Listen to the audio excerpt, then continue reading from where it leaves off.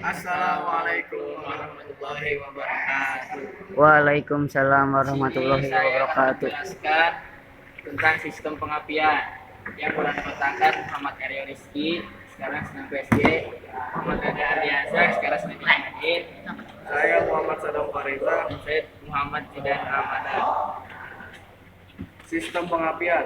Sistem pengapian ini merupakan sistem api atau pencetusnya pembakaran pada ruang bakar. Nah, syarat mesin hidup itu ada tiga, yaitu bahan bakar, udara, dan api. Bahan bakar itu dihasilkan oleh sistem bahan bakar, dan udara itu diatur oleh air conduction system, dan api diatur oleh sistem pengapian.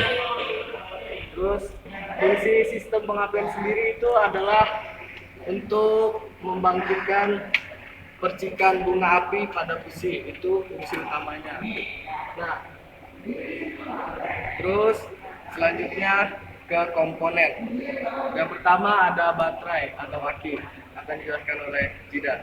Baterai pada sistem pengapian berfungsi untuk menyimpan arus listrik dalam bentuk kimia atau arus DC dan menyuplai arus ke rangkaian primer guna mendapatkan induksi tegangan tinggi untuk pembakaran pada mesin bensin.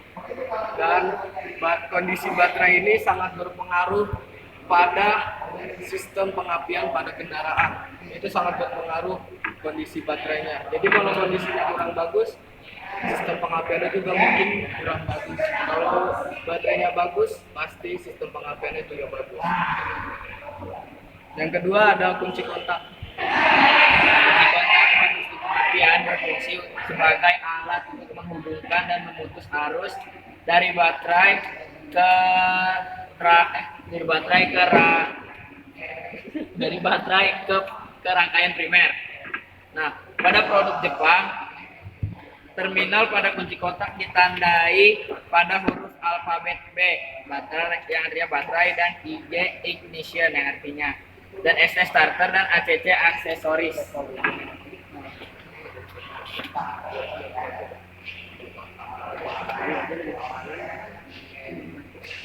Nah, lock ini artinya mengunci dia. Nah, ACC itu adalah penyaluran listrik ke di sini kalau ini tidak ada arus sama sekali yang ngalir. Nah, ACC itu artinya aksesoris. Jadi listrik yang mengalir itu kepada aksesoris saja. Nah, yang gambar yang tulisan on itu ke semua aliran ke semua bagian pada mobil. Nah, start ini adalah starter untuk menghidupkan mesin. Yang ketiga ada koil.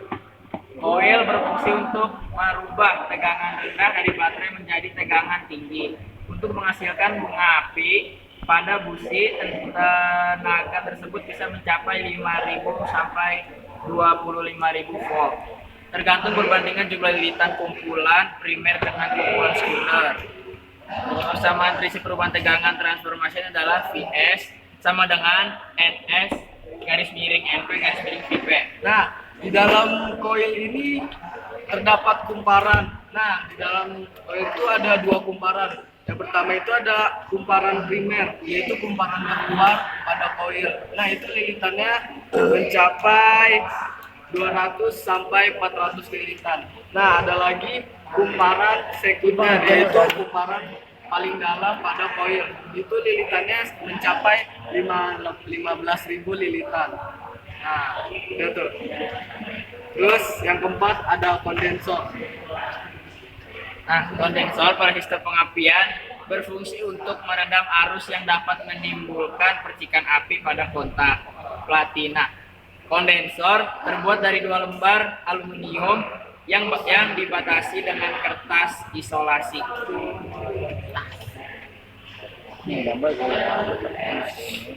Nah, selanjutnya ada distributor. Ini adalah komponen pemutus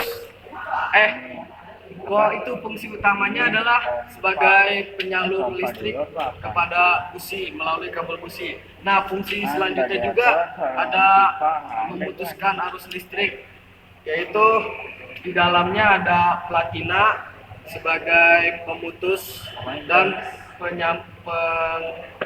penyalur listrik kepada busi. Nah, di sini ada nama komponen-komponennya.